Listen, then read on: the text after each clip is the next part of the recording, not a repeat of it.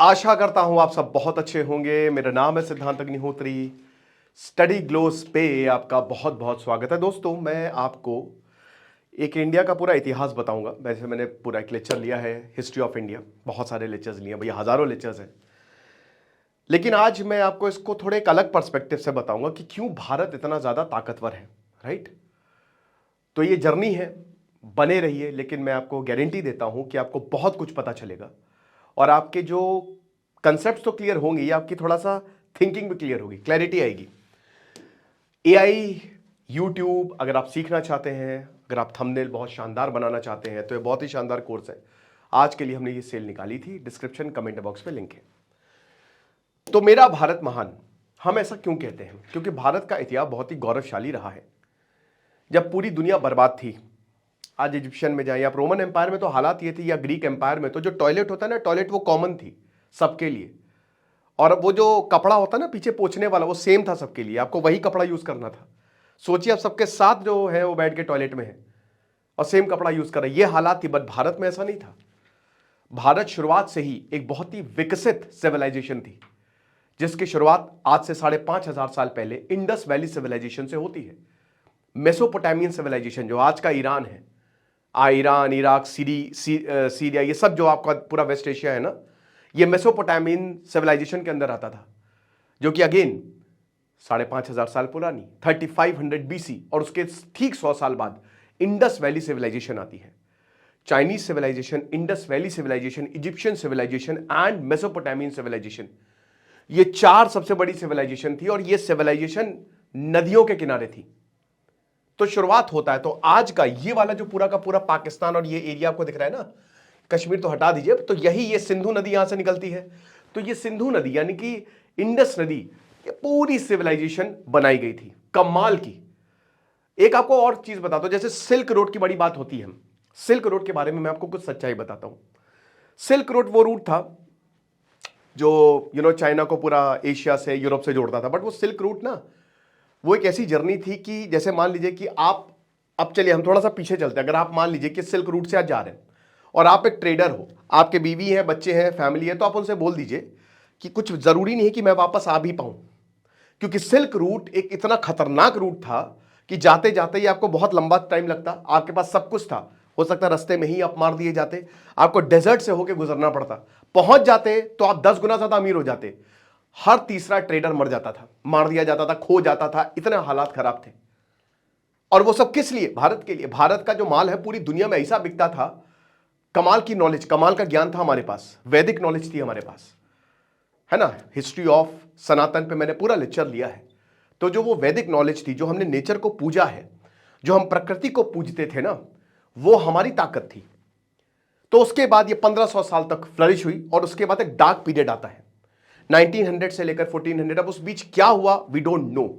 फिर जनपद, छोटे छोटे स्टेट्स उभरते हैं। फिर महाजनपद, 16 बड़े स्टेट्स, राइट। और उसके बाद सबसे बड़ा एम्पायर मौर्यन एम्पायर। अब शिशुनाग डायनेस्टी भी आती है। ये सब मैं थोड़ा सा स्किप करता हूं। इससे पहले Haryanka dynasty, Shishunaga was the first one, वो आए थे, ठीक है। बट जो मौर्यन एम्पायर था, आचार्य चाणक्य, जब वो नंद डायनेस्टी, पहले शिशुनाग आए, फिर हर्यंका डायनेस्टी आई, महाजनपद के साथ सीधा डायनेस्टीज का रूल आने लगा, ठीक है। अब एक एक पे मैंने लेक्चर लिए हैं। तो हर्यंका डायनेस्टी के बाद भाई जब नंद डायनेस्टी आए, तो बड़े बहुत एकदम ये नॉर्थ एरिया में, और ये जो बिहार वाला एरिया है ना, ये वाला एरिया, और इधर पूरा नॉर्थ में फैले हुए थे, ठीक है। अच्छा, साउथ में क्या कर रहा है? यहां पे चोल आ गए हैं। साउथ में अलग ही चल रहा है, यहां चोल, और इधर मिडिल, ये जो मिडिल इंडिया है, यहां पे भी अलग, चेरस, चोल, पल्लव्स, पांड्यास, अब इनका उदय हो रहा है। बट चोल डायनेस्टी भी यहां पे पैरेलली जो है वो साउथ में चल रही है, वो भी 1000 साल तक चली। बट मौर्यन एम्पायर के बाद ऑब्वियसली, क्योंकि भाई सम्राट अशोक ने सब कुछ जीत लिया था, तो जब आचार्य चाणक्य की बड़ी बेइज्जती हुई, तो उन्होंने बोला कि तुम्हारे जो धनानंद था आखिरी रूलर, कि तुम्हारे सिंहासन को मैं हिला दूंगा। और उसके बाद उन्होंने चंद्रगुप्त मौर्य को खड़ा किया। चंद्रगुप्त मौर्य मेरिटोक्रेसी से चुना हुआ एक राजा। लेकिन यहां पे चाणक्य नीति मैंने पूरी पढ़ाई है, पूरा कोर्स है, क्या शानदार आचार्य चाणक्य ने बातें बोली हैं। बट चंद्रगुप्त मौर्य, सोचिए कौन था? कोई नहीं था, नोबडी वाज, कुछ भी नहीं, एक बस खेल रहा था वो, कोई राजा नहीं, कुछ नहीं। ऐसा तो बोला जाता है कि वो मतलब थोड़ा सा जो क्लास थी ना वो भी उसकी अनसर्टेन नहीं, कोई बहुत हाई बॉर्न नहीं था, night of the seven kingdoms हो गया यहां पे। बट ये देखिए कितना बड़ा एग्जांपल है कि अगर आपको अच्छा गुरु मिले तो आप दुनिया जीत सकते हो। तो गुरु बहुत ध्यान से चुनिए। आचार्य चाणक्य ने उसको दुनिया जितवा दी, और चंद्रगुप्त मौर्य पहली जब उसने लड़ाई लड़ी तो वो हार गया नंद से, और उसके बाद आचार्य चाणक्य ने छोटे छोटे लोगों को साथ में मिलाया, कंसोलिडेट करना शुरू किया, और अल्टीमेटली धनानंद को उखाड़ फेंका। नंद डायनेस्टी गई, मौर्यन डायनेस्टी आती है, और उसके बाद भारत का कंसोलिडेशन शुरू हुआ। अब उस समय बुद्धिज्म भी आ गया था। हिंदुइज्म में जो सनातन था वेद हटे, बट कास्टिज्म शुरू हो गया था, तो कहीं ना कहीं वो प्रॉब्लम्स थी।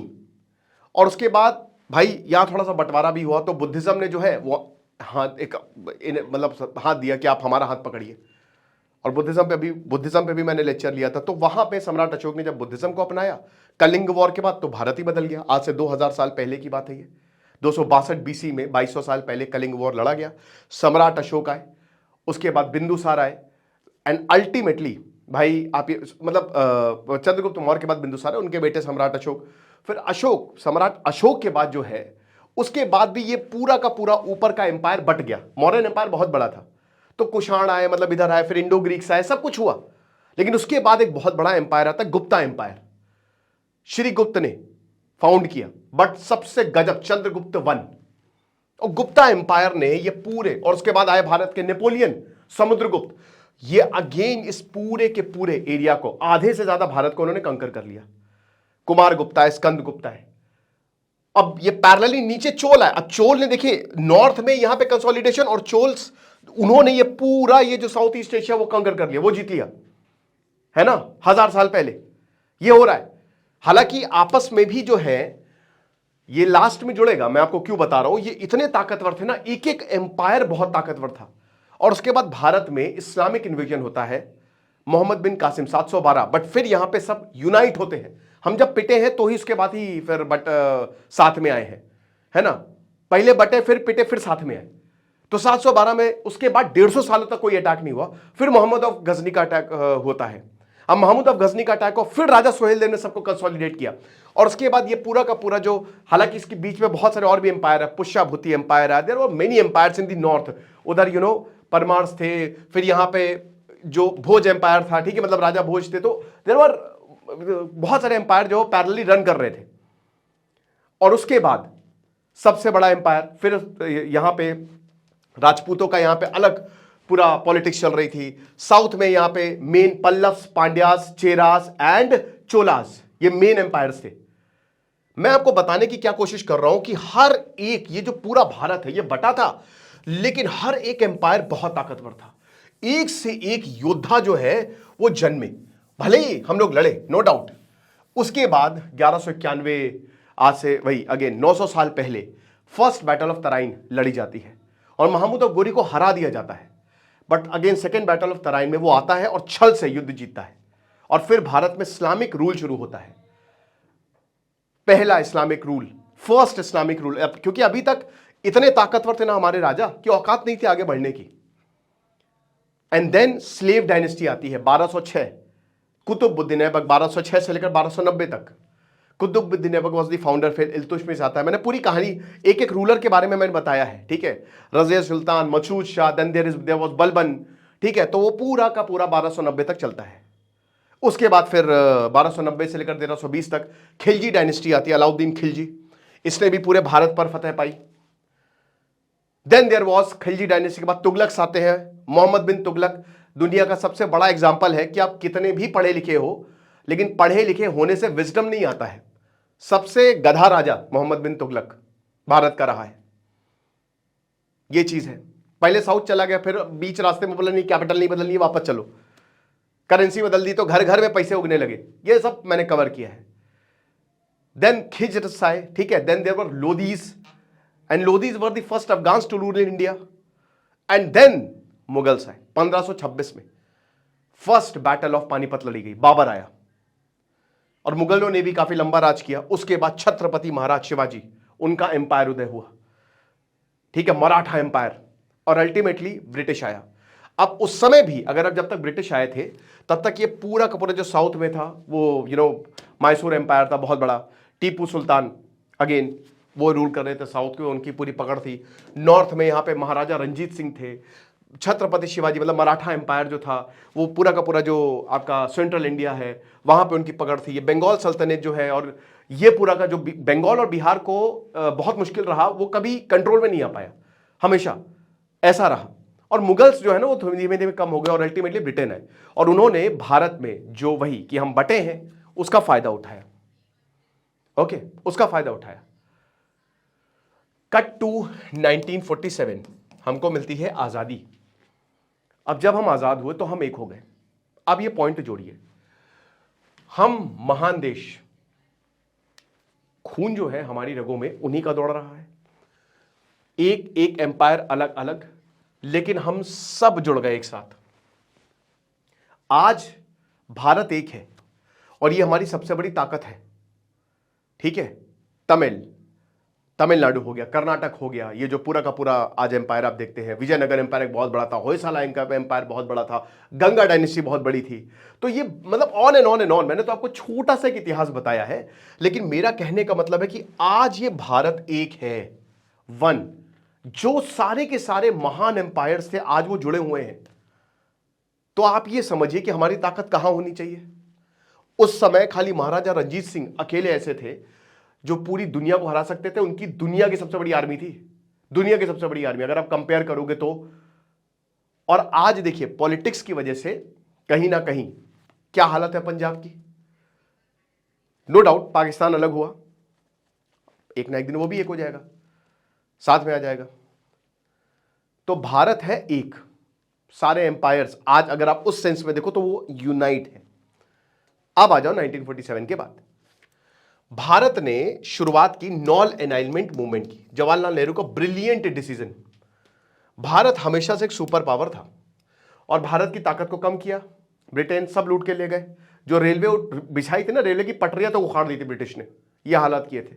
ठीक है, सब लूट के ले गए। जो शिमला इमला जो आपको हिल स्टेशन दिख रहे हैं वो सब इन्होंने बसाए, बस इंडिया नहीं जा सकते थे वहां पे। तो अब क्या होता है कि हम रीऑर्गेनाइज होते हैं, हमारे डेमोक्रेसी आई।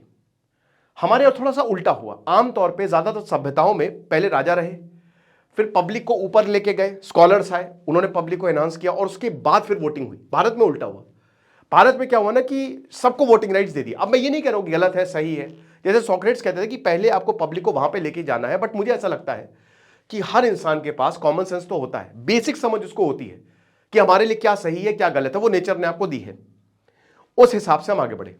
राइट, अब दिक्कतें बहुत ज्यादा रही, हर स्टेट अपनी अपनी डिमांड कर रहे थे, बट धर्म ने पूरे भारत को जोड़ा, धर्म पूरे भारत को जोड़ के रखा है।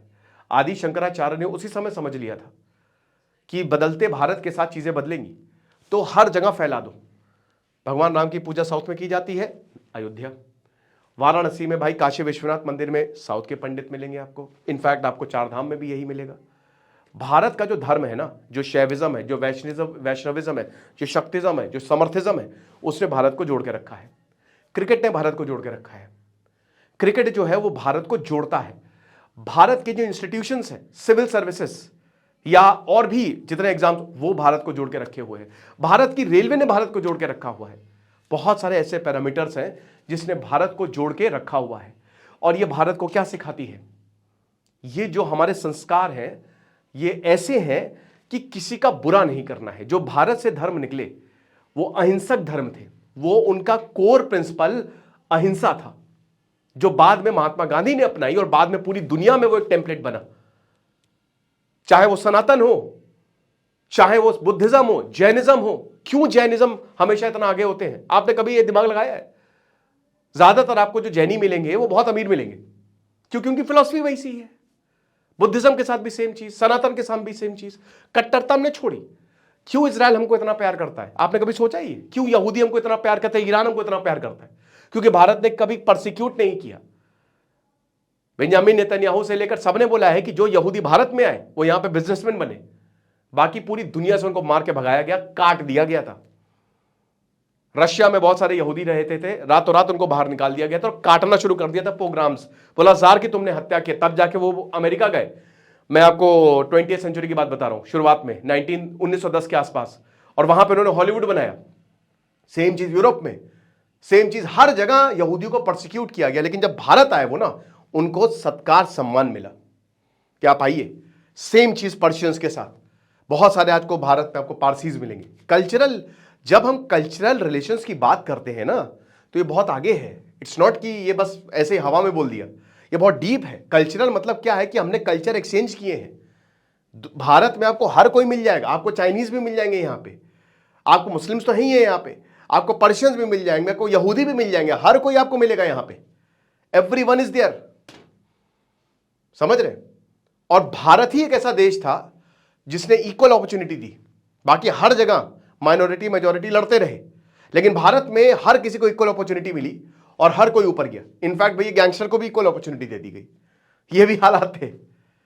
ऐसा रहा कुछ इंडिया का मिजाज, और धीमे धीमे भारत ताकतवर हुआ। हम एक युद्ध हारे 1962, ये वाला हम युद्ध हारे, और ये बहुत बड़ा डेंट पड़ा, क्योंकि इसका रीजन था द वॉर दैट वाज़न्ट। बहुत अच्छी किताब है, मैं बार बार उसका, हम ये युद्ध जीतते, बट हमारी मिलिट्री को देखिए, जवाहरलाल नेहरू एक आइडियलिस्ट आदमी थे, बट आज के जमाने में ऑनर, और मैंने बताया ना कि ऑनर और जस्टिस चलता नहीं है, ठीक है।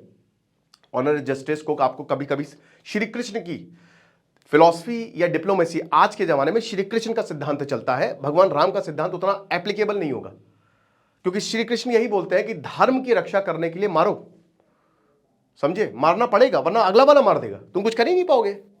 और अगला वाला मारेगा तो वो सब तुमको ऐसा मारेंगे कि तुम्हारे बच्चों को बेच देंगे, तुम्हारी औरतों को बेच देंगे, ये हालत है।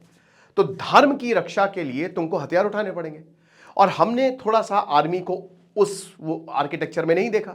हमको लगा था कि भाई भारत का हर कोई सपोर्ट कर रहा है, पूरी दुनिया भारत का सपोर्ट कर रही है, बट यार वो कबर खोद रही थी भारत की। वेस्ट चाहता था भारत फॉल हो, पाकिस्तान अगेन। देखिए, जब हम कहते हैं ना यूनिटी इन डाइवर्सिटी, ये भारत की ताकत है। विंस्टन चर्चिल ने बोला था भारत तो बच ही नहीं पाएगा, भारत के इतने टुकड़े होंगे, इतने टुकड़े होंगे कि हम ही बटोरेंगे बैठ के। सेम चीज, पाकिस्तान का सपोर्ट करो, सबने पाकिस्तान का सपोर्ट किया, अब पाकिस्तान बर्बाद हो गया, भारत ऊपर चला गया, राइट। आज हम कहते हैं गल्फ में चले जाओ, गल्फ में चले जाओ, गल्फ का इतिहास देखिए, वो कभी स्टेबल नहीं रहेगा, वहां पे युद्ध हमेशा होते रहेंगे, हमेशा हुए हैं। मॉडर्न हिस्ट्री कितनी पुरानी है भाई, गल्फ को डेवलप हुए कितने टाइम हुआ है, 40-50 साल बस। आप उनके 2000 साल तो देखिए क्या हुआ है वहां पे, और अब देखिए वो दिख रहा है, दुबई बड़े बड़े स्काई स्क्रेपर्स, बम बरस रहे हैं, यही होना है। लेकिन भारत को सबने प्यार दिया, यहूदियों ने प्यार दिया, इजराइल, इसीलिए इजराइल भाई वो अपने जो एहसान जिसने किए हैं ना, वो कभी नहीं भूलता है, और ये हर किसी के साथ हुआ। मुस्लिम्स भी यहां पे आए तो भारत ने प्यार दिया, भारत ने उनको अपनाया, और यही भारत आज चल रहा है, बढ़िया से चल रहा है, ठीक है, बहुत अच्छे से दौड़ रहा है। चल क्या रहा है, दौड़ रहा है। ओवैसी ने इतना बढ़िया बात बोला कि ईरान, अभी असदुद्दीन ओवैसी बोला कि भैया ईरान से हमको क्या लेना, हमारे बाप दादा थोड़ी ना है वहां पे, हमारे बाप दादा तो भारत के हैं। और यही है, ऑपरेशन पोलो जब हुआ था तो निजाम ऑफ हैदराबाद को सीट दी गई थी बाद में पार्लियामेंट की, और पाकिस्तान में मार दिया गया था जो भागे थे, और सबके ये हालात थे। अब ये तो एक वो हो गया ना राष्ट्रद्रोह कि आप सीधा पाकिस्तान की तरफ भाग रहे हो, जब निजाम ने ये बोला था कि आप नहीं नहीं हम तो पाकिस्तान की तरफ जाएंगे, उनको पैसा दे दिया। लेकिन सरदार वल्लभ भाई पटेल का ये देखिए कि कितनी गजब डिप्लोमेसी कि नहीं नहीं आप हमारे साथ आइए, भले ही हमने आपको, लेकिन हम आपको पूरा सम्मान देंगे। पीओके में देखिए क्या हो रहा है, नॉर्थ ईस्ट में देखिए आप, नॉर्थ ईस्ट ये पूरा का पूरा नॉर्थ ईस्ट में बहुत अच्छा खासा घुमा नॉर्थ ईस्ट। आर्टिकल 371 है, 372 है, कश्मीर में आर्टिकल 370 था जो नहीं होना चाहिए था मुझे लगता है, बट नॉर्थ ईस्ट में आर्टिकल 371 है। ऑटोनॉमस डिस्ट्रिक्ट काउंसिल है, ताकत दी हुई है भाई, ताकत दी हुई है, भारत के साथ है, एक अच्छा सेंट्रलाइज्ड सिस्टम है, और ऑन दी अदर एंड हर किसी को पावर भी है, ठीक है, ये चीज है। इकोनॉमी, भारत ग्रीन रेवोल्यूशन पे गया, भारत ने कहा हरित क्रांति जरूरी है, क्योंकि हम अमेरिका से गेहूं ले रहे थे। भारत दैवी नेशन है, ब्लेस्ड नेशन है, यहां पे भगवान की कृपा है। धर्म निकले इसलिए नहीं कह रहा हूं, भारत के पास समुंदर है तीनों जगह, चाइना के पास नहीं, रशिया के पास नहीं है, किसी के पास नहीं है, अमेरिका और भारत के पास है। भारत ने इसको यूज किया हमेशा से, इसलिए भारत सुपर पावर रहा। भारत की ज्योग्राफी ऐसी रही है, भारत में बारिश होती है, भारत में हजारों नदियां हैं जो कि कहीं भी नहीं है, पानी सबसे इंपॉर्टेंट है। तो भारत के पास इतनी ताकत है, वो कहीं का पानी रोक सकता है। पूरा नॉर्दर्न प्लेन्स आपका हिमालयन रिवर सिस्टम है, आपका पेनिनसुलर रिवर सिस्टम है, तो हम कभी भी भूखे रहेंगे ही नहीं। आप भूल जाइए एग्रीकल्चर ने कितना आउटपुट नहीं है, हम कभी भी भूखे प्यासे नहीं रहेंगे, राइट, क्योंकि हमारा इतिहास वैसा है, हमारी ज्योग्राफी वैसी है। तो एग्रीकल्चर में जो प्राइमरी सेक्टर है उस पर हमने बहुत शानदार काम किया। बस एक ट्रिगर की जरूरत थी, ग्रीन रेवोल्यूशन आ गया। अमेरिका को थैंक यू बोलिए, अच्छा हुआ उसने वो गेहूं नहीं दिया जो कि 2 कौड़ी का था, जो कि वो अपने जानवरों को देता था। और हमने, लाल बहादुर शास्त्री ने बोला जय जवान जय किसान, हमने अपनी आर्मी को रीऑर्गेनाइज किया और हमने अपनी आर्मी इतनी ताकतवर बना ली, इतनी ताकतवर बना ली। भारत कहते ना कि भारत है हनुमान जी। हनुमान जी की इतनी ताकत थी, इतनी ताकत थी कि सब डर गए और हनुमान जी की शक्तियों को बांध दिया। और उसके बाद उनकी शक्तियों को खोल ना पाए तो ये सबने कोशिश की, ठीक है, सारे देवताओं ने। यही भारत के साथ हो रहा है, अभी भी हो रहा है कि भारत उतना ताकतवर ना हो जाए, इसलिए इनकी शक्तियां बांध दो। लेकिन इसमें सबसे इंपॉर्टेंट है यूनिटी। जब तक आप यूनाइट नहीं रहेंगे, बाहर वाले फायदा उठाएंगे। और ये आजकल है, अमेरिका कोशिश कर रहा है कि भारत टूटे। मणिपुर में जब आप बहुत ही इनडेप्थ एनालिसिस में देखते हैं तो उसमें आपको अमेरिका का हाथ दिखता है, टूल किट्स का हाथ दिखता है, कुछ है। भारत में रह के आप प्रोटेस्ट कर सकते हैं, बाकी कहीं पे भी प्रोटेस्ट हुए, पाकिस्तान में प्रोटेस्ट हुए, शियाओं को मार दिया, गोली चला दी। भारत में शियाओं ने प्रोटेस्ट हुए और इसमें कोई प्रॉब्लम नहीं है, आप प्रोटेस्ट कर सकते हैं, करिए, भारत ने कुछ भी नहीं बोला और बोलना भी नहीं चाहिए। और उसके बाद सम्मान किया, सब चले गए। यह भारत की ताकत है। अब देखिए, प्राइमरी सेक्टर एग्रीकल्चर हमने डेवलप कर लिया, बहुत अच्छे से डेवलप है। हर चीज भारत में उगती है, जो नहीं उगती है उसको हम मंगा लेते हैं, ठीक है। हमारे पास नदियां हैं, हमारे पास फर्टाइल लैंड्स की कमी नहीं है। प्रॉब्लम क्या है? लैंड रिफॉर्म्स, आज भी एक बहुत बड़ी दिक्कत है, उस पर भी हम नहीं जाते हैं, ठीक है। सेकेंडरी सेक्टर मैन्युफैक्चरिंग, जिस पे हमको बहुत ज्यादा फोकस करना है, अब हम कर रहे हैं। टर्जरी सेक्टर आपका सर्विस सेक्टर, जो हम ग्लोबल कैपेबिलिटी सेंटर है, आज पूरी दुनिया में टेक्नोलॉजी भारत दे रहा है, भारत के इंजीनियर्स काम कर रहे हैं, राइट। इस बीच में आ जाती है आपकी मिलिट्री, आर्मी। भारत को एक बहुत ही शानदार आर्मी मिली है। अब क्यों मिली है? जाइए आप पीछे जाइए, महाराजा रंजीत सिंह लो, पंजाब रेजिमेंट ले लो, राजपुताना रेजिमेंट ले लो, ठीक है, पुणे रेजिमेंट ले लो, हर जगह आपको, भाई ये कौन है? ये वही है जो एम्पायर थे साउथ में, खतरनाक, वो इंटेलेक्चुअल पावर। जब हम कहते हैं कि साउथ इतना डेवलप्ड है, इंटेलेक्ट है, आप इतिहास देखिए, जब हम कहते हैं कि नॉर्थ वालों से पंगा ना लो, इसे उठा के टांग देंगे। हरियाणा में जो जाट है ना, इसे पकड़ते हैं, इसे गले से पकड़ते हैं, इसे उठाते हैं। क्यों? उनका इतिहास है, लड़ाके रहे हैं वो। ये सब के सब यूनाइट है। और आर्मी इसीलिए भारत की इतनी ज्यादा ताकतवर है कि भारत को 13 दिन लगते हैं उस समय 1971 में, जब अभी तो हमारे, अब तो हम बहुत ही ताकतवर हो गए, पर उस समय 1971 में दोस्तों कुछ किसी का सपोर्ट नहीं था। 13 दिन के अंदर अंदर एक पूरे देश को तोड़ दिया था हमने, पूरे देश को खत्म कर दिया था यार। 1/3 सेना खत्म कर दी थी पाकिस्तान की, खेल खत्म हो गया था उनका। ना अमेरिका बचा पाता ना ब्रिटेन, तो सबको पता है तब, और सब देश डर गए कि भाई ये खतरनाक है। और इंडिया देखिए, महानता देखिए हमारे देश की, कि तब भी हमने उनके ऊपर कंट्रोल नहीं रखा। हमने कहा कि कोई बात नहीं, जाओ ले जाओ, बल्कि बहुत अच्छा मौका था, घुस जाते पाकिस्तान में, कोई कुछ नहीं कर पाता। CIA 1993 डॉक्यूमेंट्स लीक हुए हैं कि पाकिस्तान इतना डर गया था, अगर चाहता तो भारत 4 दिन के अंदर अंदर पूरे पाकिस्तान को तोड़ के रख देता। ये चीज है। और आज भारत जो है वो बहुत ज्यादा ताकतवर है। अब भारत की जो इंटरनेशनल पॉलिसी है नॉन अलाइनमेंट, क्यों रही वो? अगेन हिस्ट्री में जाइए, क्योंकि हमने पूरी दुनिया से ट्रेड किया है, इसीलिए आज भी हम पूरी दुनिया से ट्रेड करते हैं। हम भले ही कह लें कि चाइना रेयर अर्थ में आगे है, हम कुछ भी कह लें, लेकिन उसको बेचोगे कहां? बेचोगे तो भारत में ही ना। भारत का मार्केट है ये बात सच है। अभी हमने कोई नीश नहीं बनाया है, बट भारत इतना ताकतवर है कि भाई जहां पे पूरी हॉलीवुड की पिक्चर बनती है, हम मंगलयान भेज देते उतने में ही। इतनी इंटेलेक्चुअल पावर है। वो धीमे धीमे डिग्रेड हो रही है पॉलिटिशियंस की वजह से। उसका बहुत बड़ा कारण हमारी पॉलिटिक्स रही है, बहुत बड़ा कारण रही है। भारत अगर 100% है तो अभी हम अपनी खाली 10% पे काम कर रहे हैं, तो हमको इसको बढ़ाना पड़ेगा। लेकिन ताकत इतनी है कि पूरी दुनिया भारत से मदद मांगती है, इतनी आर्मी ताकतवर है हमारे यहां। हम कहते हैं कि आप दुबई में रहोगे तो आपको बड़ा मजा आएगा, दुबई में जाओ, दुबई में जाओ। अगर आप 10 लाख रुपए कमा रहे हैं, भारत में आपको शायद 4-5 लाख रुपए बच जाए टैक्स वैक्स देने के बाद। दुबई में आपको 16-17 लाख की जरूरत पड़ेगी। महंगा है बहुत, ये मत भूलिए। ये मत भूलिए कि अगर बाहर आप जाके कमाते हैं तो आपको हो सकता है अच्छी लाइफस्टाइल मिले, लेकिन उस हिसाब से बहुत महंगा है। परचेजिंग पावर पैरिटी इंडिया की नंबर 1 है पूरी दुनिया में, और जो फैसिलिटीज मिलती है वो अलग। कश्मीर में आप वंदे भारत अभी देखिए, ग्लेशियर एक्सप्रेस यही आप करवाइए स्विट्जरलैंड से, नज़ारे वही मिलेंगे आपको, लेकिन आपको लाखों रुपए देने पड़ेंगे। भारत में 1000 रुपए में आप कर लेंगे वही जर्नी। ट्रेन बहुत महंगी है पूरी दुनिया में, वो बिछा नहीं पाए ट्रैक्स, इसलिए अमेरिका में उतने ट्रैक्स है ही नहीं और बहुत अनअफोर्डेबल है। लेकिन भारत में ट्रेन लाइफ लाइन है हमारी, हर जगह ट्रेन जा रही है। दिक्कतें हैं, जाहिर सी बात है, भारत में आपको दिक्कतें हमेशा रहेंगी, क्योंकि भारत, मैंने क्या बताया कि वो नहीं था, होमोजीनियस सोसाइटी नहीं थी भारत की, हेट्रोजीनियस रही है। लैंग्वेज अलग है, कल्चर अलग है, लेकिन हमेशा हम एक रहे हैं और एक रहेंगे।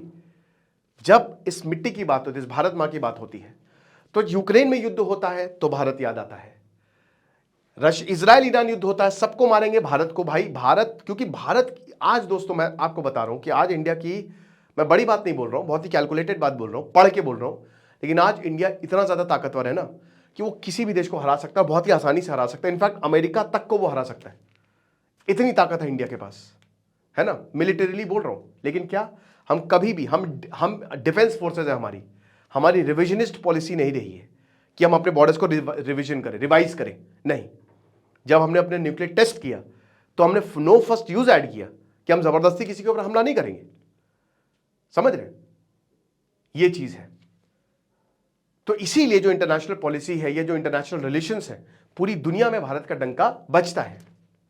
जो चीज गलत है उसको हम बिल्कुल क्रिटिसाइज करते रहेंगे, लेकिन जो चीज सही है उसको आप बिल्कुल सर आंखों पे बैठाइए। और अभी भी अगर आपके पास काबिलियत है तो आप बहुत शीर्ष तक पहुंच सकते हैं, बहुत ऊपर तक जा सकते हैं, ये बात सच है। क्योंकि आज भी भारत के लोग जो है ना, वो सपोर्ट करेंगे, भारत के लोग आपको सपोर्ट करते हैं। एक आध देखिए, एक दो इंसान की वजह से आप हर किसी को बदनाम नहीं कर सकते, तो भारत को बदनाम करने की कोशिश भी इसीलिए है। आप ऋषिकेश चले जाइए, मुझे आधे से ज्यादा गोरे दिखते हैं वहां पे, जो पहाड़ आप देखेंगे, ये बात सच है कि भाई भारत में सिविक सेंस की कमी है, इस समय हो गई है, ठीक है, थोड़ा दिक्कतें ज्यादा हैं यहाँ पे, बट वही आपको एक्सपीरियंस यहाँ पे मिल जाएगा, बहुत कम में मिल जाएगा, इसलिए गोरे यहाँ पे आते हैं, भारत का नाम सुनते हैं उनको मजा आ जाती है, ये चीज है। तो इसीलिए भारत दुनिया का सबसे ताकतवर देश है, लेकिन वो ताकत हमको बढ़ानी पड़ेगी, हमारे कहने से कुछ नहीं होगा जब तक हम उसको प्रूव ना करें।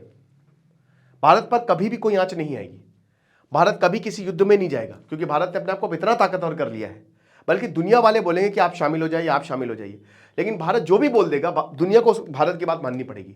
यहां मैं किसी लीडर की बात नहीं कर रहा हूं, भारत का नेचर ऐसा है, कोई भी पार्टी आ जाए, बट इनहेरेंट नेचर ऐसा है ना, इतना बड़ा मार्केट है भारत, और इतनी ज्यादा ताकत अब हमने बढ़ा ली है, पूरी दुनिया में भारतीय फैले हुए हैं, पूरी दुनिया में बिजनेस कंट्रोल करते हैं कि अगर हम अपने पे आ गए तो किसी को भी घुटने पे ला सकते हैं, और सबको पता है।